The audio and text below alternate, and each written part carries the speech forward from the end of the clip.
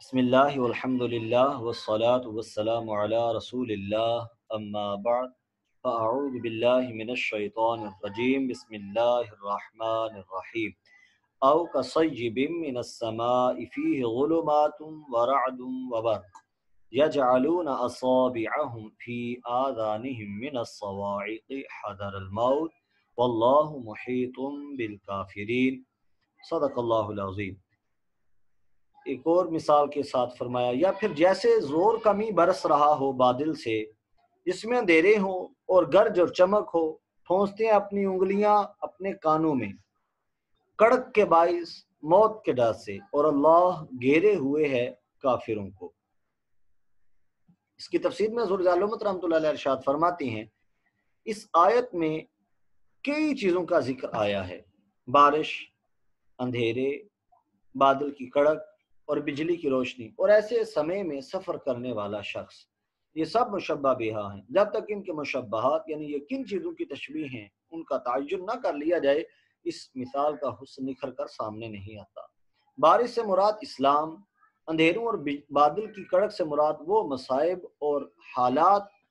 اور مشکلات ہیں جنہوں نے چاروں طرف سے اسلام کو گھیر لیا تھا، اور بجلی کی روشنی سے مراد وہ فتوحات وغیرہ ہیں جو ان ناسازگار حالات میں اسلام کو حاصل ہوتی رہیں۔ جس طرح بارش مردہ زمینوں کو نئی زندگی بخش دیتی ہے،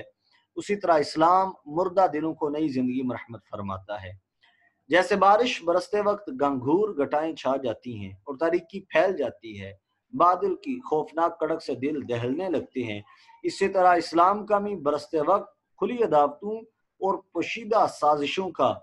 ایک ہنگامہ برپا ہو گیا، فضا یکسر مقدر ہو گئی، مصیبتوں کے بادل گرجنے لگے۔ جو سچے دل سے ایمان لا چکے تھے، نہ اندھیروں سے انہیں وحشت تھی، نہ بادل کی کڑک سے وہ ہراساں تھے۔ مصائب کے ہجوم میں بھی وہ چٹان کی طرح ڈٹے رہے، لیکن وہ لوگ جو مذبذب تھے ان کی حالت عجیب ڈاماڈول تھی۔ وہ اسلام کے حیات بخش چھینٹوں سے سیراب بھی ہونا چاہتے تھے، لیکن مصائب کی تاریک گٹائیں دیکھ کر، مشکلات کی کڑک سن کر ان کے دل ڈوب ڈوب جایا کرتے تھے، اور اسلام کا دامن چھوڑنے میں ہی انہیں اپنے اسلام کی نظر آتی تھی۔ پھر اگر اسلام کو کوئی کامیابی نصیب ہوتی تو وہ اسلام کی طرف لپکنے کی تیاری کرتے۔ ایسے میں اگر مصائب کا کوئی تند و تیز جھونکا آ جاتا تو وہ بد دل ہو کر رہ جاتے۔